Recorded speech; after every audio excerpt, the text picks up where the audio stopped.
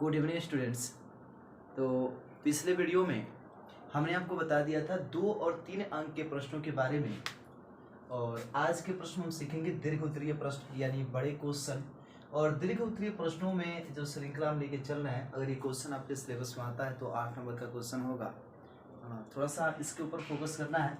यहाँ हम प्रश्न देख ले। प्रश्न है, यदि त्रिभुज के शीर्षों के सदिश 7j cap plus 10k cap minus i cap plus 6j cap plus 6k cap minus 4i cap plus 9j cap plus 6k cap है तो सिद्ध कीजिए कि वह समकोण समद्विबाहु त्रिभुज है। ठीक है, तो सबसे पहले यहाँ पे हमें नोटिस कर लेना है कि ये समकोण भी है और समद्विबाहु है।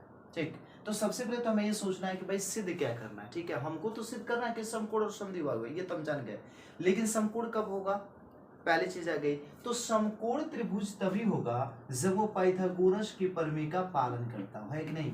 तो पाइथागोरस के प्रमेय जो है ये सिर्फ समकोण त्रिभुज पर ही लागू होता है। तो जाहिर सी बात है कि अगर आपका ये पाइथागोरस का प्रमेय आए, जैसे मान लीजिए अगर 3 इसकी भुजाएं दे दी गई हैं और उसके लिए किसी एक भुजा का वर्ग अन्य 2 भुजाओं के वर्गों के योग के बराबर आ जाए तो हम कहेंगे कि ये क्या है, समकोण त्रिभुज है। दूसरी चीज समद्विबाहु है। समद्विबाहु मतलब जिसकी 2 भुजाएं क्या होंगी, समान होंगी।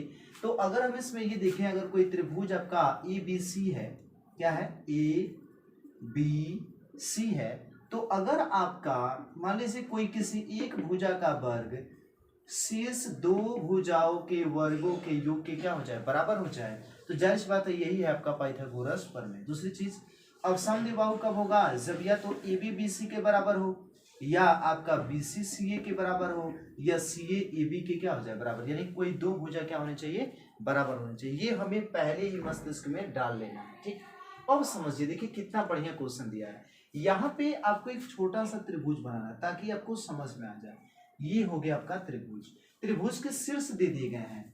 मान लो अगर हम इसको A माने, इसे B माने और इसे क्या माने, C, तो A का जो निर्देशांक है वह है निर्देशांक क्या है, सदिश है वो 7j कैप और प्लस 10k कैप है। ठीक, और यहाँ पे जो B है, B का दिया है minus i cap plus 6j cap और प्लस 6k कैप। ठीक, और इस वाले की वैल्यू दे दी गई है minus 4i cap plus 9j cap और प्लस में 6k कैप। ठीक, अब यहाँ पे हम क्या करेंगे, कहाँ ध्यान लगा लिए, अब हम यहाँ पे क्या करेंगे, देखिए ध्यान से, एक बात हम बता रहे हैं, पढ़ते समय आंख बंद करना ही सबसे बड़ी गलती है। जैसे हम आंख बंद करते हैं, अब ये मन करने लगता है कि अब सो जाए।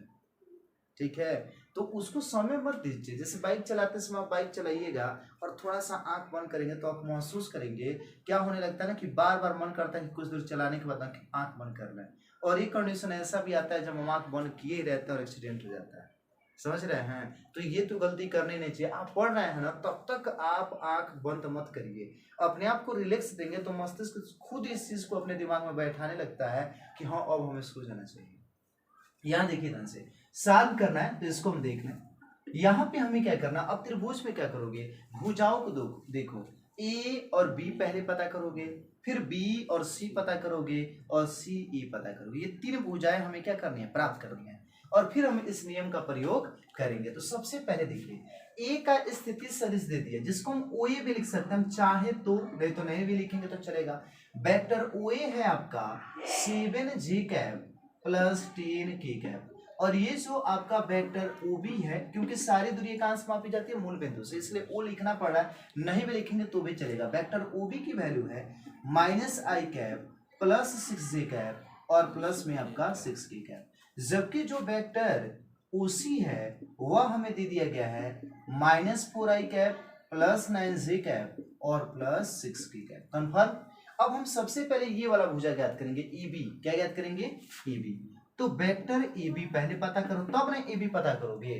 तो AB बराबर होगा, हमने आपको बताया था, अगर ये वेक्टर AB है तो इसका मतलब हुआ कि बिंदु B का स्थिति सदिश माइनस A का स्थिति सदिश। It means vector EB is equal to लिखा जा सकता है vector OB minus vector OA। आ रहा है समझ में। अब देखो ध्यान से, वेक्टर AB का वेक्टर AB हमने यहाँ पे लिख दिया बराबर, वेक्टर OB का मान रखेंगे minus i cap plus 6j cap plus 6k cap minus, और वेक्टर OA का मान है आपका, वेक्टर OA का मान है 7j कैप और आपका प्लस 10k कैप।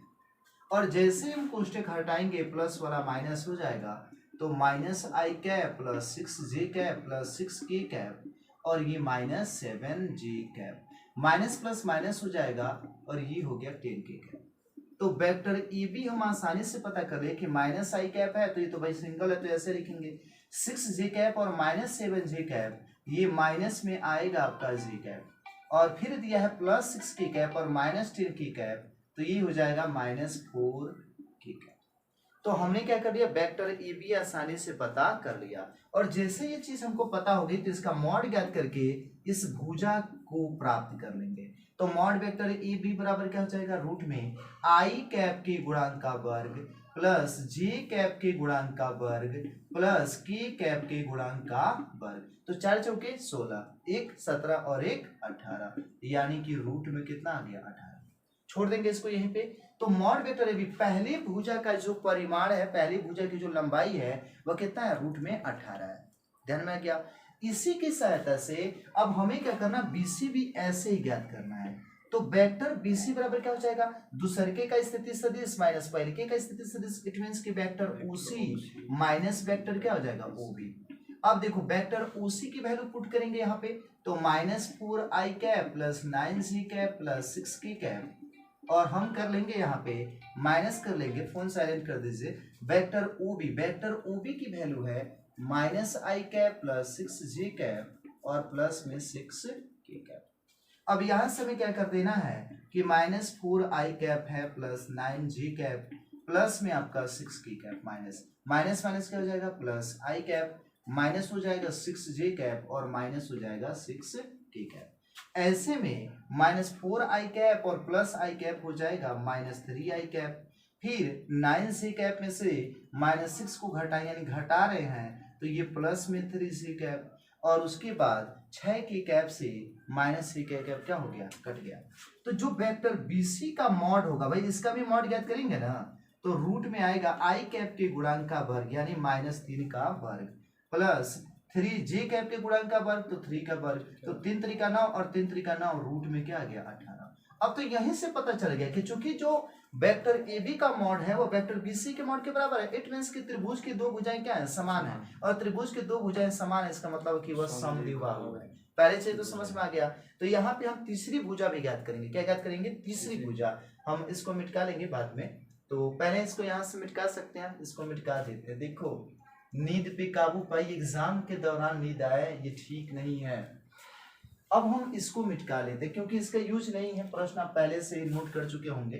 तो यहाँ पे समझिएगा, यहाँ पे हमें क्या करना है कि अब हमने वेक्टर ए बी पता कर लिया, वेक्टर बी सी पता कर लिया, तो वेक्टर सी ए भी आसानी से पता कर सकते हैं। तो वेक्टर सी ए मीन्स वेक्टर ओ ए माइनस हो जाएगा वेक्टर ओ सी, वेक्टर सी ए बराबर वेक्टर ओ ए माइनस वेक्टर ओ सी। पुट कर दीजिए मान को। तो वेक्टर जो ओ ए है इसकी वैल्यू है 7j कैप। देखो मैं 7 कैसे बना रहा हूँ, 7j कैप प्लस में आपका 10k कैप और माइनस वेक्टर ओसी की वैल्यू है माइनस 4i कैप प्लस आपका 9j कैप और प्लस 6k कैप। अब इसको हम लिखेंगे 7j cap plus 10k cap minus minus plus 4i cap minus 9j cap और माइनस 6k कैप। ये वैल्यू हमें प्राप्त हो गया।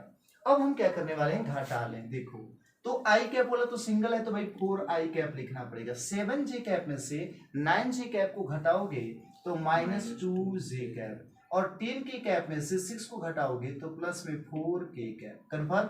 अब इसका भी मॉड ज्ञात कर लेंगे, इसको मिटका रहा हूं मैं। तो जब हमें इसको हटा दिया तो यहाँ पे हमने देखा कि जो वेक्टर सी ए का मॉड होगा भाई वह होगा रूट में आई कैप के गुणांक का वर्ग यानी 4 का वर्ग, जे कैप का गुणांक का वर्ग यानी -2 का वर्ग, और के कैप के गुणांक का मतलब 4 का वर्ग।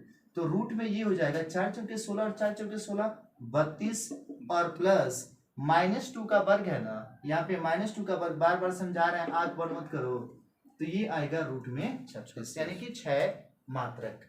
तो मॉड वेक्टर सी ए भी पता चल गया।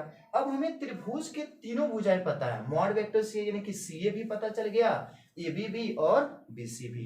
तो अब हम इसको दर्शा देंगे, दिखाएंगे क्या कि चूंकि पहले तो समद्विबाहु दिखाओगे, तो लिखोगे कि चूंकि जो आपका vector mod vector A B है ये बराबर है मॉड वेक्टर बी सी के, यानी दो भुजाएं आपस में क्या है, बराबर हैं, अतः त्रिभुज समद्विबाहु है। क्या है ये, समद्विबाहु है। अच्छा, अब समकोण भी दिखाना है तो पाइथागोरस का प्रमेय लागू होना चाहिए। तो हम देख रहे हैं कि जो मॉड वेक्टर ए बी का वर्ग होगा, यानी कि रूट में अगर 18 का वर्ग कर दिया जाए तो 18 ही ना आएगा, और plus mod vector B C का जो वर्ग होगा ये बराबर है मॉड वेक्टर सी के वर्ग के। क्यों? क्योंकि इसको देखो, रूट में 18 है इसका वर्ग, रूट में 18 है का वर्ग, अब बराबर रूट में 36 है का वर्ग। तो हम ये पाएंगे कि रूट में 18 का वर्ग 18 होगा, रूट में 18 का वर्ग 18, तो 18 18 36, इधर रूट में 36 का वर्ग है तो रूट से मुक्त हो जाएगा तो 36। यानी हम लिखेंगे कि चूंकि मॉड वेक्टर ए बी का वर्ग plus mod vector B C का वर्ग बराबर मॉड वेक्टर सी का स्क्वायर, यानी जो त्रिभुज है ये पाइथागोरस के प्रमेय का पालन कर रहा है, अतः यह एक समकोण त्रिभुज होगा। इस तरीके से प्रश्न हो जाएगा। चलिए, तो नेक्स्ट प्रश्न सेम टाइप का क्वेश्चन दे दिए हैं ताकि आप लोग का रिवाइज हो जाए। हालांकि ये 8 नंबर में नहीं बल्कि 5 नंबर का क्वेश्चन है। किस स्थिति किसी की यदि ए बी सी में बिंदु ए बी तथा सी की स्थिति सदिश क्रमशः इतना इतना और इतना है तो त्रिभुज समकोण होगा। ठीक, तो हमें ये यहाँ पे देखना है कि हमें ये सिद्ध करना है कि ये समकोण। अच्छा, समकोण त्रिभुज के क्या लक्षण होंगे? समकोण त्रिभुज पाइथागोरस प्रमेय का पालन करेगा, यानी किसी एक भुजा के वर्ग दो अन्य भुजाओं के वर्गों के योग के क्या होना चाहिए, बराबर होना चाहिए। कोई भी भुजा हो सकता है, उससे हमें कुछ लेना देना नहीं है। यहाँ पे वही कार्य, पहले भी एक चित्र बनवाते थे, यहाँ पे एक चित्र बनाइए और इनके शीर्ष देख लो, ये ए दे दिया, ये बी दे दिया और ये सी दे दिया। इनके निर्देशांक लिख लेंगे, तो ए का निर्देशांक इतना है, तो जाहिर सी बात है क्या लिखवाए थे इसको, वेक्टर ओए। क्या लिखवाए थे, वेक्टर ओए। और वेक्टर ओए मींस 2i कैप माइनस जी कैप प्लस की कैप। और वेक्टर ओबी कितना है, यानी बी का स्थिति सदिश कितना है, तो बी का स्थिति सदिश है i cap minus 3c cap minus 5 की कैप। सी का स्थिति सदिश कितना है, सी का स्थिति सदिश बोलो, सी का स्थिति सदिश है 3i cap minus 4j cap और माइनस 4 की कैप। ये वैल्यू हमें दे दी गई है। आपसे कहा क्या है बाबू कि ये जब स्थिति सदिश दी गई है तो हमें क्या पता करना है कि त्रिभुज के किन्हीं एक भुजा का वर्ग अन्य दोनों भुजाओं के वर्गों के योग के बराबर होगा। और ये कब पता चलेगा, जब हमें भुजा प्राप्त हो तब। तो हम सबसे पहले किसके बारे में सोचेंगे कि भुजाओं को ज्ञात किया जाए, यानी सबसे पहले ए बी ज्ञात करेंगे, फिर बी सी और बी सी के बाद सी ए। एट मींस कि आपको सबसे पहला कार्य करना है कि वेक्टर ए बी ज्ञात हो जाए। तो वेक्टर ए बी का लिखेंगे, वेक्टर ए बी बराबर वेक्टर ए बी बराबर वेक्टर ओबी माइनस वेक्टर ओए। इधर देखने की जरूरत नहीं है, यही देखो वेक्टर ए बी दूसरे का स्थिति सदिश माइनस पहले का स्थिति सदिश, ऐसे सोचते हैं, इतना टाइम नहीं है। वेक्टर ओबी की वैल्यू कितनी है, आई कैप माइनस 3c कैप और माइनस 5 की कैप, माइनस वेक्टर ओए कितना है, वेक्टर ओए है 2i कैप माइनस जी कैप और प्लस की कैप। ठीक, अब इसको घटा लो भैया, तो वेक्टर जो ए बी होगा वह बराबर होगा i cap minus 3c cap minus 5 की कैप और minus 2i cap plus j cap और माइनस में k कैप बराबर। बताना i कैप में से 2i कैप घटाओगे तो माइनस i कैप, और यहाँ पे माइनस 3c कैप है, ये प्लस j कैप है, तो माइनस कितना हो गया 2j कैप, माइनस 5 कैप और माइनस की कैप कितना हो जाएगा माइनस 6 की कैप। अब हम क्या करेंगे, वेक्टर ए बी का मॉड ज्ञात करेंगे। तो ए बी का मॉड बराबर क्या होगा, रूट के अंदर आई कैप के गुणांक का वर्ग, तो आई कैप का गुणांक कितना है -1, जी कैप का गुणांक कितना है -2 और की कैप का गुणांक कितना है -6 का वर्ग। अब ये देखो, ये हो जाएगा रूट में 1 का वर्ग 1, 2 का वर्ग 4 और 6 के 36, तो 36 और 4 40 और 1 41, रूट में 41 मात्रक आएगा। कन्फर्म। उसी तरीके से हम ज्ञात करेंगे वेक्टर बी सी। तो वेक्टर बी सी बराबर वेक्टर ओ सी माइनस वेक्टर ओ बी, है ना। अब धीरे धीरे समझ में आएगा। वेक्टर ओ सी की वैल्यू कितनी है, 3i cap minus 4j cap minus 4 की कैप माइनस, और जो वेक्टर ओ बी है, वेक्टर ओ बी है i cap minus 3c cap minus 5 की कैप। ठीक, अब इसको घटाना हमको, तो 3i cap minus 4j cap minus 4k cap minus i cap plus 3j cap और प्लस 5k कैप। अब इसका हम वेक्टर BC पहले ज्ञात कर लें, फिर इसका मॉड ज्ञात कर लेंगे। तो 3i कैप में से एक i कैप घटा तो भैया 2i cap minus j cap, और ये प्लस में 3j कैप तो माइनस में j cap minus 4k cap और प्लस में 5k कैप तो प्लस में हो जाएगा k कैप बराबर रूट में। अब इसका मॉड ज्ञात कर लें, तो वेक्टर BC का मॉड बराबर रूट में i कैप का गुणांक कितना है 2, तो 2 का वर्ग प्लस j कैप का गुणांक कितना है -1, तो का वर्ग प्लस k कैप का तो 1 का वर्ग, तो रूट में आपका हो जाएगा 2 का वर्ग 4, 1 का वर्ग 1 और 1 का वर्ग 1, तो 1 1 2 और 4 कितना हो गया 6। अब इसके बाद से हमको क्या करना है कि वेक्टर क्या ज्ञात करना CA, क्या ज्ञात करना है वेक्टर CA। तो वेक्टर CA बराबर क्या होगा vector OA minus vector OC। Vector OA कितना है बाबू, वेक्टर OA है 2i cap minus j cap plus k cap minus vector OC कितना है, तो वेक्टर OC है 3i cap minus 4j cap minus 4k cap. अब इसको घटा लो भैया, तो 2i cap minus j cap plus k cap minus 3i cap और माइनस माइनस क्या हो जाएगा प्लस, और माइनस माइनस फिर प्लस 4k कैप। ठीक, तो ये देखो वेक्टर CA ना है ये बाबू, तो वेक्टर CA बराबर 2i कैप में से 3i कैप घटा तो minus i cap minus j cap और प्लस 4j कैप कितना होगा प्लस 3j कैप है ना, और प्लस k कैप और प्लस 4k कैप कितना हो जाएगा 5k कैप। ठीक, तो अब वेक्टर CA का जो मॉड होगा वह हो जाएगा रूट में, है ना, कितने का -1 का वर्ग -1 का वर्ग प्लस 3 का वर्ग और प्लस 5 का वर्ग कितना हो जाएगा 25, डायरेक्ट लिख रहा हूँ। ठीक, बराबर हो जाएगा रूट में 25 और 9 नहीं आ रहा ना 34 और 1 35, तो रूट में कितना आ गया 35। अब हमने क्या कर लिया, तीनों भुजाओं को ज्ञात कर लिया है। कौन कौन सा, mod vector AB, mod vector BC और मॉड वेक्टर CA। तो जाहिर सी बात हम देखेंगे क्या ये पाइथागोरस के प्रमेय का पालन कर रहा है, अगर हाँ तो सही है और नहीं तो क्या है गलत है, यानी संपूर्ण नहीं होगा। तो यहाँ पे मत हिलाओ, छोड़ दो उसको, कोई बात नहीं है। यहाँ पे हम एक चीज देख रहे थे कि सबसे बड़ा मान कितना है, रूट में 35 रूट में 41 आया है ना। तो क्या मॉड वेक्टर AB का वर्ग बराबर है, देख लिया जाए, मॉड वेक्टर BC के वर्ग और प्लस मॉड वेक्टर CA के वर्ग के। हम देख रहे हैं कि हाँ ऐसा है, जो मॉड वेक्टर EB है वो भैया मेरा 41 होगा कि नहीं होगा, और मॉड वेक्टर BC की वैल्यू कितनी है, तो वह है आपका रूट में 6, यानी कि 6 अब जब वर्ग कर देंगे तो 6 हो जाएगा, और प्लस मॉड वेक्टर CA की वैल्यू रूट में 35 से वर्ग कर देंगे तो 35, यानी सही है कि नहीं है। तो हम लिखेंगे कि चूंकि मॉड वेक्टर EB का वर्ग बराबर है मॉड वेक्टर BC के वर्ग प्लस मॉड वेक्टर CA के वर्ग, यानी त्रिभुज के किसी एक भुजा का वर्ग शेष अन्य दो भुजाओं के वर्गों के योग के क्या है बराबर है, अतः यह एक संपूर्ण त्रिभुज है। और इस तरीके से यह आसानी से आप सिद्ध कर। चलिए तो नेक्स्ट प्रश्न को देख लेते हैं।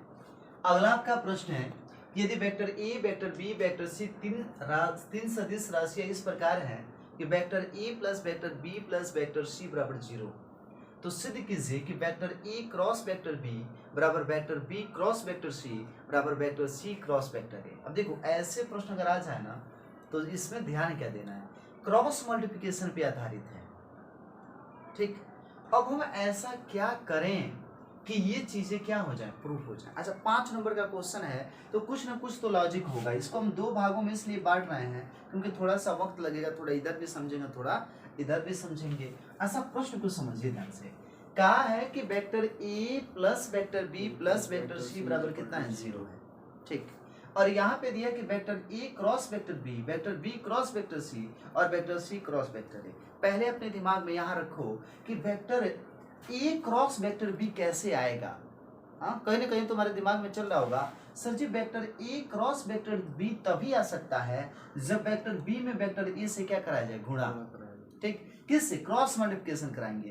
तो अगर इस वाले पद में वेक्टर ए से गुणा करा दिया जाए तो वेक्टर ए क्रॉस वेक्टर ए आएगा। और कल के वीडियो में हमने आपको बता दिया था कि vector A cross vector A 0 होता है, vector B cross vector B 0 होता है, vector C cross vector C भी 0, यानी किसी सदिश का उसी सदिश से क्रॉस मल्टीप्लिकेशन सदैव शून्य सदिश होता है।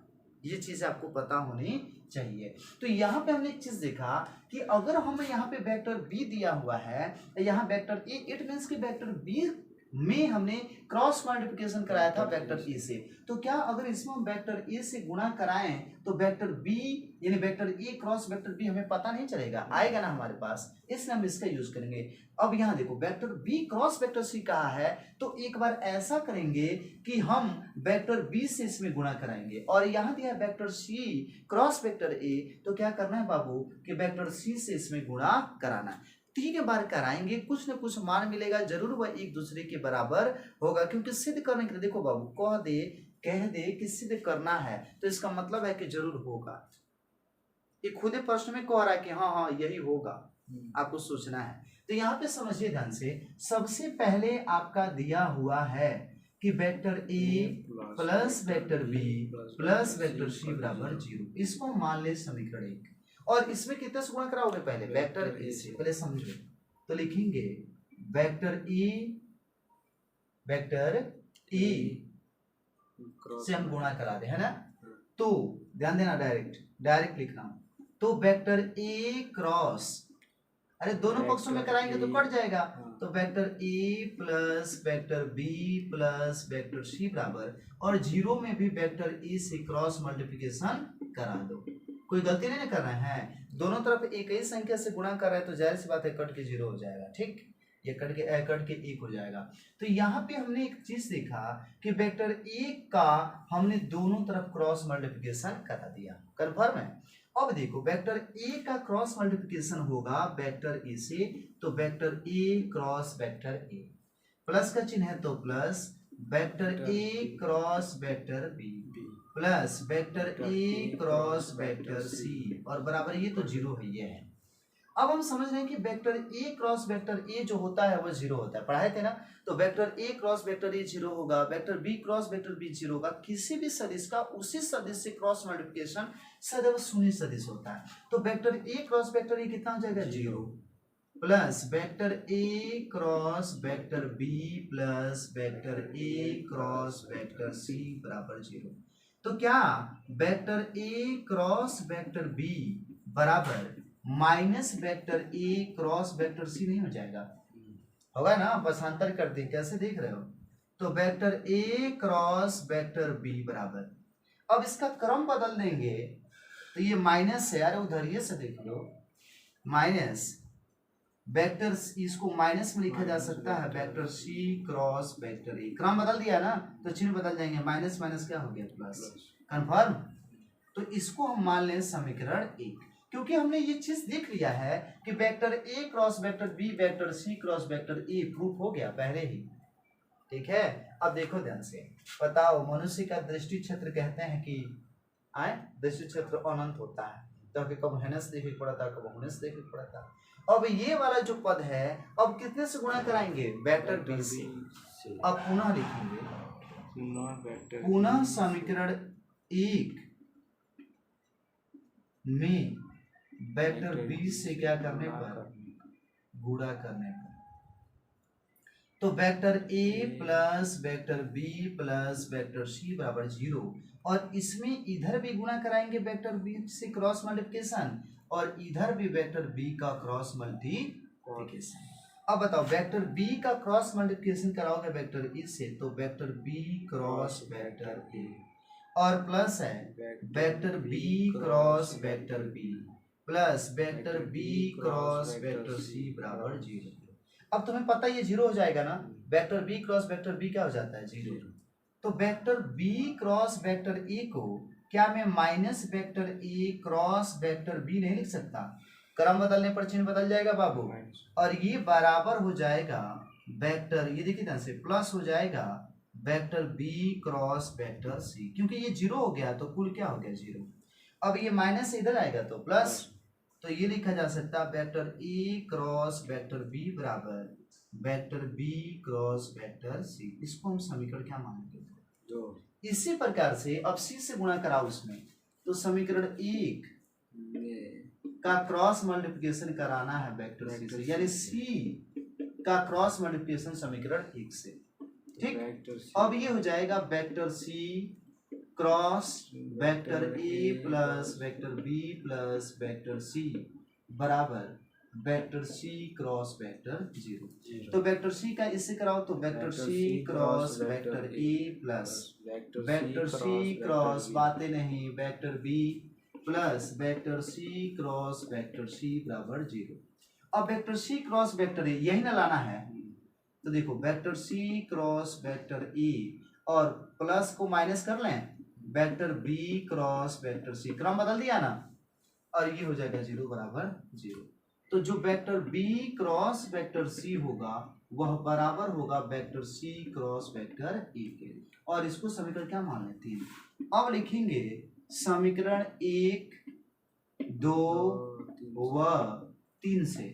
अब यहाँ नोटिस कर लो भाई, तुम खुद देखो कि जो वेक्टर ए क्रॉस वेक्टर बी है वह बराबर है vector C cross vector A के, जो वेक्टर ए क्रॉस वेक्टर बी है वह बराबर है vector B cross vector C के, तो वेक्टर बी क्रॉस जो वेक्टर सी है वह vector C cross vector A के क्या है? बराबर है। इट मींस देखो ये बराबर है, देखो यहाँ पे ये बराबर है इसके और ये बराबर है इसके, तो जाहिर सी बात है कि अगर ये इसके बराबर है बाबू, ये इसके बराबर है तो ये भी तो उसके बराबर होगा।